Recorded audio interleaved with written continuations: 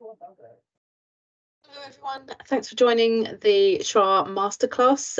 We're going to talk about integrating retrofit with other competing priorities. My name's Kate Watson, I'm Principal Consultant at Turner & Townsend. And just as a reminder, this Masterclass has been supported by the Department for Energy Security and Net Zero. So thank you to them for enabling this. So I'm going to move on, and today's session we're going to cover a number of different elements. So I'm just going to look at projects and business as usual. We're going to have a little bit look at building a business case, and then we're going to have a look at how we might integrate other elements into building a compelling argument for retrofit. How do you compete with other demands? We'll look at the 4 pillars of retrofit and mould, or retrofit and where it can go wrong, I suppose, and some moisture control in existing buildings. And then we're going to bring that into a summary at the end. We will also look at fire safety as well.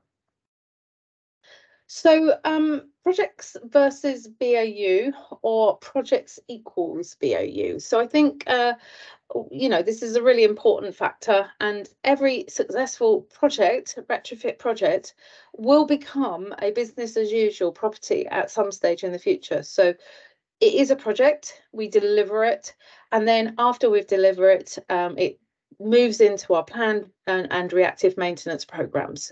So yes, all projects become business as usual after they're completed. So in this session, we're going to have a look at how we can integrate other elements of projects that may be part of our business as usual, maybe something we've got to focus on as a clear legislative requirement, and how we can bring them together so that we can get value for money, reduce demands, and achieve the outcomes with a better, more streamlined approach and less siloed work. So every project will start with a business case. It's not any different for retrofit. So just looking through the business case requirements. Firstly, we need to help our stakeholders understand what it is we want to do. So we need to allow them to influence and shape a project. And I think sometimes when we're looking at the stakeholders, we think only of our internal stakeholders, or we sometimes only think of the residents at the other end. And I think really we need to think about who's going to be impacted, how are we going to be able to work together to get a better outcome. So you probably do need to speak to colleagues in different departments to understand what it is that they're doing, what their needs are, and how you might be able to pull this together to help each other. The business case will help us get approval to move forward. So we need to make it clear what the costs and the benefits are, and also the risks of the project to the business. And we also need to demonstrate the clear purpose of the project. So when we're looking at integrating retrofit, the clear retrofit element is warmer homes, achieving carbon reduction, achieving emissions reduction, making it more affordable for residents to stay in their house, managing the decarbonisation programme, our move to net zero, achieving EPCC, whatever kind of approach and metric you want to use. And obviously you probably use more than one on this project. But also we might want to bring in some of the other elements that we're talking about. So we might be achieving managing elements of damp and mold and condensation, or fire safety elements. So we can then demonstrate that we're adding value to other legislative requirements through a retrofit project, which is managing more than one thing in the project approach. In this element, we might want to also consider how we're going to manage the project, whether we're going to do any monitoring and evaluation to see how successful our projects are. And then once you've developed your business case, hopefully you've got a really good business case, you've got a really compelling story to tell, and you'll get that leadership buy-in. Okay, so let's move on to looking at these sort of 3 questions that we've got. I just need to move these forward. So that's the why, the what, and the how. So in terms of looking at a retrofit business case, the why is the reason you're doing it. So in this case, we need to achieve EPC targets towards our net zero requirements, but we've got a step in the way. It's a legislative requirement to achieve EPCC. So the what is what we're going to do. So we're going to do loft insulation, we're going to do new windows, and we're going to get those warmer homes. That's not technically the what, but it is, you know, part of the process. And how is we're going to target 120 homes on the Cherry Tree Estate, and that's going to be delivered by the major projects team. So that essentially is our retrofit project, or that we want approval for. When we start thinking about how we can integrate other elements, other demands that the business has that we need to manage into the program, we can move on to seeing how we would present that. So we've got the same why, what, and how, but on this one you'll see lots of lovely little colours to denote other legislative requirements. So a key one following Grenfell was the fire safety regulations, and we have an update due for the Decent Home Standard, and in particular looking at mould and condensation and mould growth within properties. So when we start looking at the what, in this instance we've got a slight change. So we've got external wall insulation, and we're going to use a mineral fibre insulation product because it does 2 things for us. It's a breathable vapor open system. So in terms of managing moisture within a solid wall property, it will help that moisture move in and out of the property. So manage the equilibrium to some degree. So it shouldn't upset the building physics of that building too much. But it's also, because we're using a mineral fibre, we are helping to reduce impacts and manage properties within the fire safety regulations. When we look at the windows and doors, we could think about intermittent seals, draft proofing, the type of windows that we put in. We might want to put trickle vents in all of our windows or most of our windows, perhaps depending on the ventilation system you use. You might not want a trickle vent in an extract room.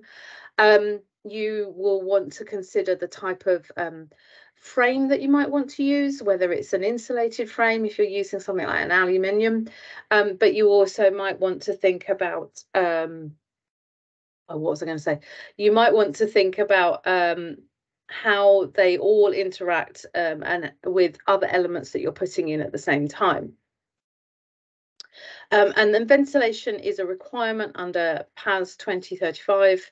It improves the indoor air quality, which is good again for managing that decent home standard requirement.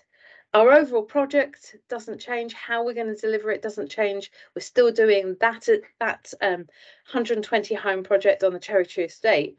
But when we do this overarching project and we bring in elements, or we think about the other legislative requirements we need to do at the same time, then we can tackle those either through making the correct choices at our retrofit stage that can manage them, or potentially bringing in other elements that we might want to do at the same time. So I think it's just it's not really that difficult to think about it, but it is about working through, is what I'm going to do going to help this, or is it going to hinder this? Is the improvement that I'm making going to be working alongside what my colleagues are going to do? Can we integrate and save money on the programme? We're going to be doing external wall installation anyway. We could do one that helps with the fire elements on this. We were going to put ventilation in because of the Decent Home Standard, but we also need it under our retrofit program anyway, because it's part of the PAS process. So that they all come together. If we think about them separately, we might go and do a program in all of those houses for each of those programs, and that really wouldn't make sense. It's a lot of disruption for people. So when you think about the competing demands, it's really around regulations and limited budgets and limited resource. So we've all got limited budgets, and we all need to start achieving more with less, really. And that has been the case for quite a long time, but particularly around resources within an organisation, and people are busy. And, you know, we can't always afford to get another person in to project manage delivery of something. So understanding how we can minimise things will really help with the long-term delivery. So we've talked about some of these already. Fire safety is a big one, decent home standards, EPC-C by 2030, and then we've got decarbonisation of heat and heat reduction. So I've also put in some question marks here because there are possibly others, or there will be others in the future that come to bear, and how do we bring those together? So one of those other things that you might consider is, what are your existing maintenance programs, planned maintenance programs? So you're already be doing window and door replacement programs, so they are already part of your retrofit strategy. But do we need to jiggle around the delivery time of those in order to fit them in with a retrofit program that you may be doing under the SHDF program? So it's not just achieving different regulations, it's about having a look at your existing programs and saying, do you know what, if we bring those projects forward by 2 years, we can fit them in on the work that we're doing on these buildings anyway, and we will juggle some other buildings around, and we'll move the upgrades of those windows and doors to 2 years' time. We might be doing a retrofit program on those in 2 years' time, so actually we'll pick them up at the same time. You know, where you're doing external wall insulation, you need to think about whether it's the right time to change the windows, because ideally you'd be moving those windows in the wall position anyway to improve the thermal envelope of the building. So if you did need to change them, you'd want to be bringing them forward and changing at the same time as EWI, and not doing the EWI, waiting 3 years, coming back again, and then changing the windows. So you would want to have a look at sort of anything within your 5-year plan maintenance program. Does it make sense to bring any of that work forward? Can you bring some of that work forward and do it at the same time as your retrofit project? So we're just going to have a little look at a sort of proposal about how you might look at mold, or I should say condensation and mold, and retrofit, and how you can tackle this. So within the, I'll call the 4 pillars of retrofit, there's 4 things that you can do to reduce the risk of condensation and mold growth. So the first that we'd do under a kind of fabric first approach would be to look at improving the thermal performance of the fabric of that building. So that's the walls, windows, floors, and ceiling. So all those simple kind of cavity wall, loft insulation, new windows, new doors, and or external or internal wall insulation, not quite so simple. Once we've improved the thermal performance of the building, that's when we look at the heat load. And we do that because once we've reduced our heating demand, we can put a smaller heating system in to meet that heat demand. If you were to leave your existing boiler in place, it's likely that that boiler was put in to manage heat for a less thermally efficient building. And it may cycle through the process, and you won't have such an efficient boiler. Most boilers tend to be oversized for most properties anyway. So if you've made the building more efficient, it's going to be even more oversized for the needs of the building. We've got ventilation in here. As I've mentioned before, it's part of the PAS requirements. You need ventilation to manage moisture, and moisture is one of the biggest things that we need to consider in the UK. We're a maritime climate, with when there's moisture in the winter when it rains a lot, there's moisture in the summer now, a lot more than it used to be with the warmer temperatures that we're experiencing. So it's really key that we consider ventilation as part of this. The final pillar here is resident behaviour. And I know there can be some resistance around talking to people around their behaviour in the house, but actually, if we don't talk to people about what we're doing with their property, why we're putting ventilation in, the importance of using it, or some of the other elements attached to behaviour within the house, people can't make those decisions necessarily. We also obviously need to think about what we can do to help them. If we are not going to improve the thermal performance of the fabric of the building, if we're not going to be improving the quality of the heating, or we're not improving the ventilation, there may be some other issues that we can't really talk to with the residents. So let's have a look at that in a bit more detail.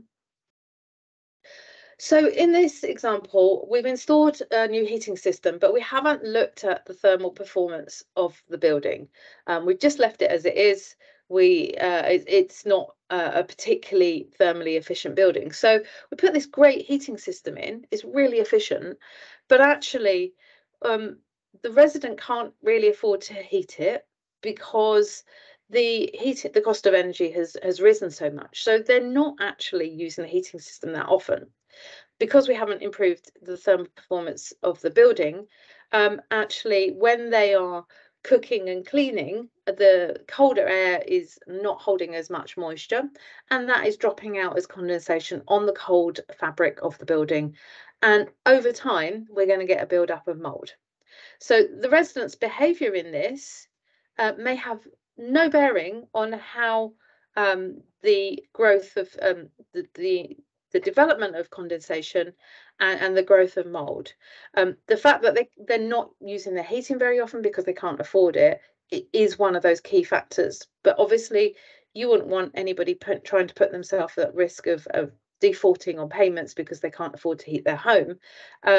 So that is one element. We've also not done anything about the ventilation. So there's no ventilation in their kitchen, nothing in their bathroom. The moist, warm air that's produced when they're cooking and showering or bathing doesn't have anywhere to go. So we could say to them, please shut your door, please put lids on the cooking on the pans when you're cooking. But actually, we've done nothing to help them extract that warm moist air or reduce the condensation on the cold fabric of the building. So in the next example, we've improved the building fabric and we've improved the heating. So now the resident can actually afford to put the heating on because they're not wasting all of that energy trying to heat a cold house. But what we haven't done is we haven't spoken to anybody, we haven't put the ventilation in, so there's still no extract of that warm moist air. And we haven't done anything about resident behaviour. We haven't talked to them about how the changes in how they might live in that house could improve the reduction of any excess moisture from the cooking and washing facilities. So there's still a risk that they'll get condensation on the coldest part of the building fabric, and that will over time lead to mold growth. So in this final approach, I think it's the final approach, we'll have a look at, we've got good fabric, we've got good heating, and we've got good ventilation. On the whole, this should allow us to not have to focus too much on the resident behaviour, because we've put everything in place to allow us to move forward with this, to manage the moisture in the building, and the resident behaviour becomes less important. What I would say is, depending on the type of ventilation system that you install, it's really important that residents understand why it's installed. And quite often I've come across residents that are concerned about the cost of the ventilation because they know it's run off electricity, especially when you're putting in a mechanical ventilation heat recovery or a similar constant draw ventilation system, they will be concerned that there's an electricity cost attached to that. So they might be tempted to turn it off. So it's really important that we do focus on why they shouldn't turn that off.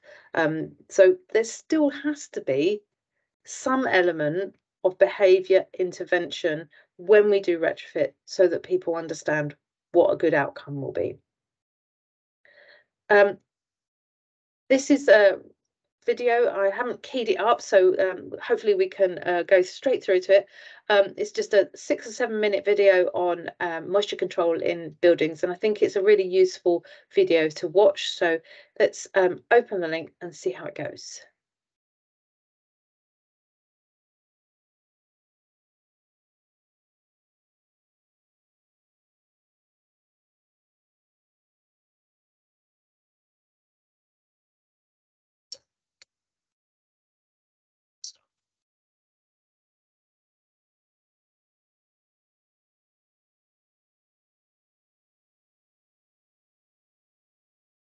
Okay, I'm going to have to go to the different, share my screen.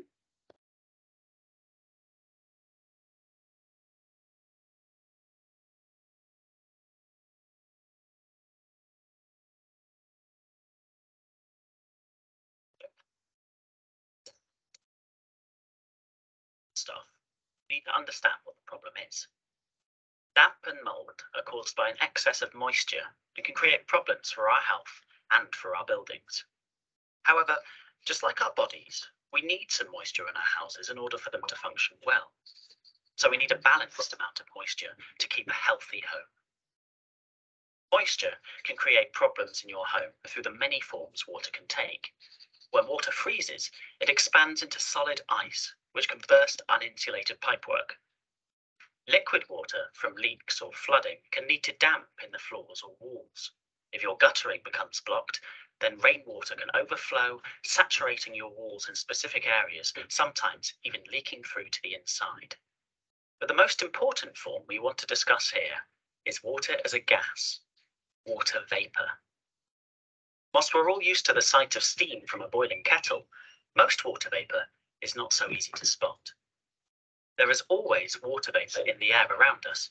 We produce it when we breathe, along with any animals or plants in our home, and also through daily activities such as cooking and washing. If there was no water vapour in the air, then nothing would be able to live. Okay, so here's the technical bit. At different temperatures, air can hold different amounts of water vapour. The warmer the air is, the more moisture it can hold, known as its holding capacity. But when there is more water vapour than can be held by the air, it becomes full up and condenses into liquid water. Outside of your home, this is how rain is formed. This also happens when warm, moisture-rich air meets a cold surface, like a single glazed window in your home during winter. Condensation forms as the air suddenly cools against the surface and the holding capacity of the air is reduced. Because air can hold different amounts of moisture at different temperatures, we measure how full the air is by something called relative humidity. If we have 100% relative humidity, then the air is full up and the vapour becomes liquid water. But even when there is no condensation, high relative humidity can be uncomfortable and lead to mould and other problems. At the other end of the scale, air with 0% relative humidity is excessively, and in fact, impossibly dry and uninhabitable. We need a relative humidity of somewhere between 40% and 65% for most of the time for the building atmosphere to be pleasant and healthy. So we come back to balance. Not too dry, not too moist. Where does the moisture in your house come from? Outside of the home, the most obvious answer is rain. Good construction is vital to avoid water entering a building from the roof, walls and windows, along with suitable ground drainage in the case of flooding. Inside, we have our direct uses of water in our daily lives, washing and drying clothes, cooking and bathing. All these produce visible liquid water and large amounts of not so visible water vapour. Next, we have the organisms within the home, human, animal and plant. All of us produce water vapour as we breathe, or plant breathe. If the number of people, pets, or plants changes, the balance of moisture within your home may change dramatically. Remember how hot and humid the air gets at busy parties. But you didn't have a problem before. What's changed? For damp and mold to appear in your home, you need an excess of moisture, visible or not, that leads to an imbalance. What has changed? Has something stopped working? Has the weather changed? Or have you changed the way you live? Or have you made improvements to your home? Home improvements need attention to detail. Sometimes they can put things out of balance. For example, improving windows or insulation is great for heat retention, but if the installation leaves gaps, it can create colder areas called cold bridges, where the moisture can condense and mold can grow. If you draft-proof your home but ventilation is not also considered, then moisture levels can rise and push the house out of balance. So a good ventilation strategy is needed. Different types of building in different locations need different approaches in order to maintain balance. Older buildings deal with moisture in a different way to newer ones, so require a different approach when renovations or changes are made. Buildings in windy, wet places often have different kinds of materials and design. If we don't take these into account when we change things, we can end up creating more problems. What to do about it? There's a lot to think about, but the key is to hold on to the idea of balance, the balance between the water, outside and in, your house, and your activities. Firstly, understand your building and how it was designed to work and stay healthy. Try to understand the building as a whole, fabric, services, occupants, and its context, as all these factors are connected. Try to stop any excess water getting into your home, from the roof, windows, walls, or foundations, and also the internal plumbing. Check for leaks, missing tiles on the roof, broken seals around windows, and cracks in the render. This is obvious, but not always straightforward. Simple maintenance is always a good starting point. Try to reduce the excess moisture from your activities within the home. For example, by keeping lids on pans or drying clothes outside. This is not always easy in winter or if you have limited space, but do what you can. Finally, make sure the water vapor generated in your home stays at a healthy level through proper heating to increase the holding capacity in the air, and good ventilation to get rid of excess vapor. Try to understand your home's ventilation system if it has one. This can mean opening windows when you know an excess of vapor is being created. It's easier to heat your house if it's well insulated, of course, but remember that a consistent approach should be taken so that you don't have an imbalance of warm and cold surfaces. One more thing. Don't worry about little bits of damp or mold, particularly around windows or in showers and bathrooms. It's quite normal, especially in extreme weather conditions. Sometimes there is not much you can do except wipe the water or mold away. Just keep an eye on things and ask an expert if you're not sure. To learn more about the causes of damp and the balance of actions, check out our tool here. Living in a balanced home is good for the health of the building, its occupants, and their wallets.